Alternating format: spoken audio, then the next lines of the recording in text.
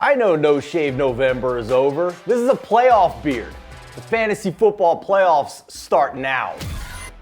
Let's get you on the route to winning fantasy football championships. This is the Radio.com Sports Fantasy Football Show for Week 14. My name is Steven Andress. As always, if you have any questions you'd like me to answer, be sure to comment on this video below and like it. I'd be happy to answer any big-time playoff questions you may have. For Week 14, we begin, as always, with pick 'em up waiver wire options owned in less than 50% of leagues.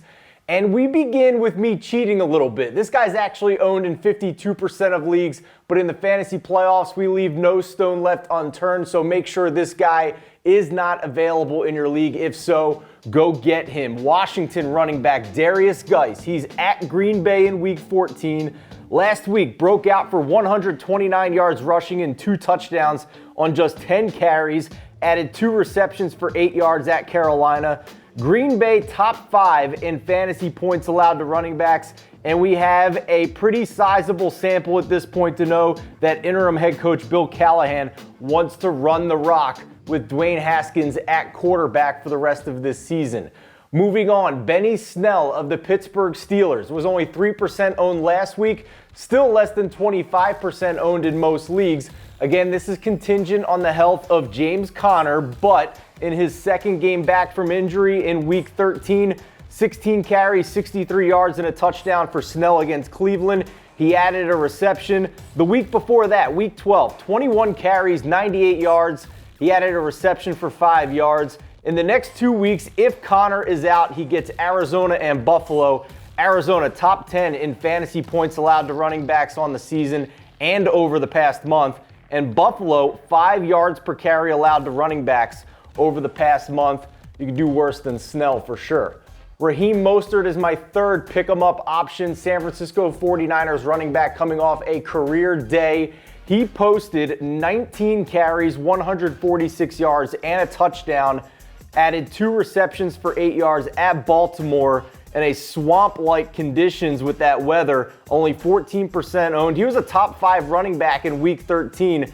Compare those 21 touches to just 6 touches for Tevin Coleman, and it is clear that Kyle Shanahan's going to go with the hot hand approach in these games. He gets New Orleans on the road this week. We have to monitor Matt Breida, though. This could cloud this backfield situation, so if Matt Breida is back, I'm not sure I would start Raheem Mostert with playoff hopes on the line, but he's at least somebody to roster and monitor the situation. If it is just a 2-man backfield with Breida out again, then I would be confident starting Mostert as a flex option. New Orleans top half in fantasy points allowed to running backs over the past 4 weeks.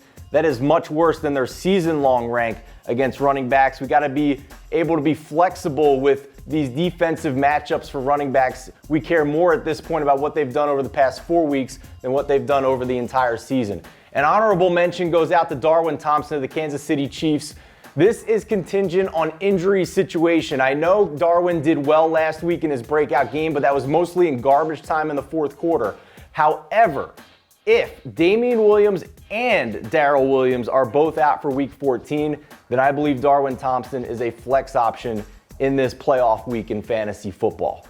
Moving on to the stream team, quarterbacks, tight ends, and defenses owned in less than 50% of leagues, starting with quarterbacks, Ryan Tannehill of the Tennessee Titans. This guy has been on fire over the past 5 weeks, cooled down a little bit last week against Indianapolis on the road, just 13.8 points, but the Colts have been allowing less than 16 fantasy points to quarterbacks this season, so that was to be expected. So cross that line off, and this is a slam dunk streaming option. Oakland, 20-plus fantasy points per game allowed this season. 28 passing touchdowns in total allowed to QBs on the year. Tannehill, in his 5 previous games before that clunker against the Colts last week, had a floor of 18.9 points and a ceiling of 32.4 points. Moving on to another streaming option, Sam Darnold against the Miami Dolphins. And I know a lot of you probably got burned by Sam Darnold a week ago against Cincinnati, but there's an explanation for why that was a trap situation and why Darnold wasn't a great streaming option.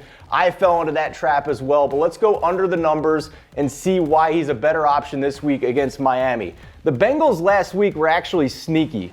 Darnold only had 10.5 points in that matchup, and Cincinnati may be allowing more than 21 points per game to quarterbacks this season, fourth most, but they've allowed an unusually high amount of quarterback rushing production.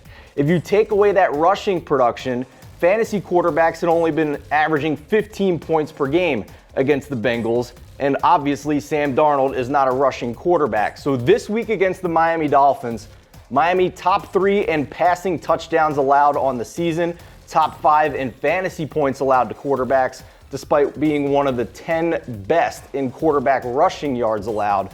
All that adds up to a good situation for Sam Darnold, who's not a rushing quarterback, who has to get most of his production through the air. I have confidence in Darnold in week number 14.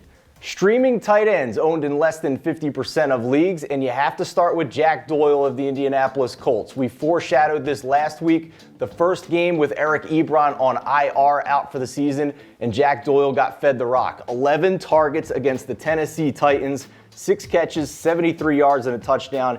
If T.Y. Hilton is out again, Doyle will continue to be the primary pass catcher in this offense, and even if Hilton's back, he's still the number 2 option, which is better than you can say for most tight ends available on your waiver wire right now. And the matchup against the Bucs on the road, it's much easier to pass against the Bucs than it is to run.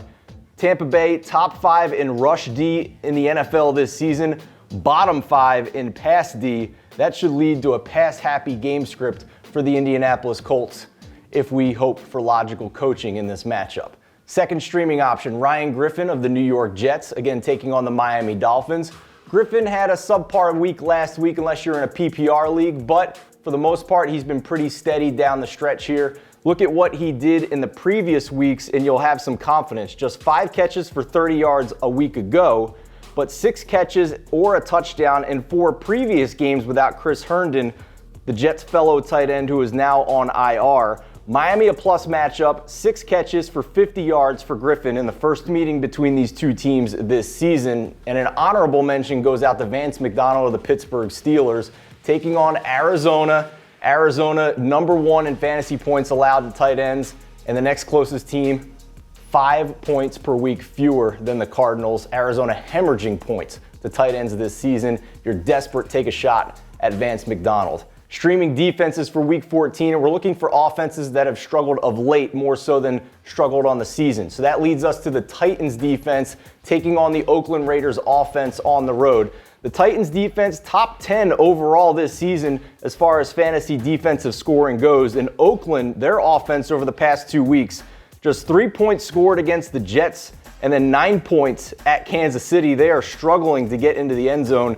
They also have 5 giveaways, 2 sacks, and 3 defensive or special teams touchdowns surrendered over the past 2 weeks. That could lead to a monster game for the Tennessee Titans. Next streaming defense, we're going to stick with the New York Jets against the Miami Dolphins. I know the Dolphins shredded the Eagles a week ago, but I still have to go with the larger sample size here. The Eagles defense has not been good. They have a poor secondary. And the Jets, if you take away that game against the Cincinnati Bengals, they were outstanding. And really, if you watch that game, it was more so the Jets offense struggling than it was the Jets defense struggling. The Jets only allowed 20 points to the Bengals, but the previous 3 weeks before the Cincinnati game, the Jets defense scored 2 defensive touchdowns, had 5 takeaways, and 13 sacks. And at the end of the day, Miami still allowing the most fantasy points to fantasy defenses on the season. Moving on to stealthy starts for week 14. These are players that have been started in less than 50% of leagues that you can have confidence putting into your lineup in a win or go home fantasy playoff situation. And we mentioned DeVante Parker a week ago. I'm going to keep mentioning him because he went off last week and most teams still had him on the bench. Parker was started in less than 40% of leagues in week 13. He needs to get into lineups after 10 targets, 7 receptions, 159 yards, and 2 touchdowns against the Eagles. He is winning people weeks who have the courage to start him. He gets the Jets in week 14, top 10 in fantasy points allowed to wide receivers for the season, and also top 10 allowed in the past 4 weeks. Even before last week's explosion, Parker was wide receiver 11 over the past month in half PPR formats. One of the most consistent players in fantasy this season. 5+ receptions, 59 plus yards and or a touchdown in every single week since week 4. Have confidence starting DeVante Parker. My other stealthy start is on the other side of this game. Robbie Anderson of the New York Jets. A lot of New York Jets in this week's episode. That's what happens when you play the Miami Dolphins, and a lot of the other options are poor options in a fantasy playoff situation. But Robbie Anderson's coming on of late despite the loss to the Bengals a week ago. Anderson in that game, 10 targets, 7 receptions for 101 yards, but less than 50% of teams own him, and even fewer started him in week 14. In week 11, he scored a touchdown. In week 12, he had 4 catches for 86 yards and a touchdown. He's been pretty consistent of late in Miami, top 10 in fantasy points allowed to wide receivers. And this stealthy start goes double for Robbie Anderson's teammate, Jamison Crowder. I would have confidence flexing either one of these players. Thank you so much for joining us this week on the Radio.com Sports Fantasy Football Show. As we mentioned at the top, if you have any questions, be sure to like the video, comment below, and I will get them answered for you before those players' lineups are locked for Week 14. Best of luck on the road to a fantasy football championship. It starts right now.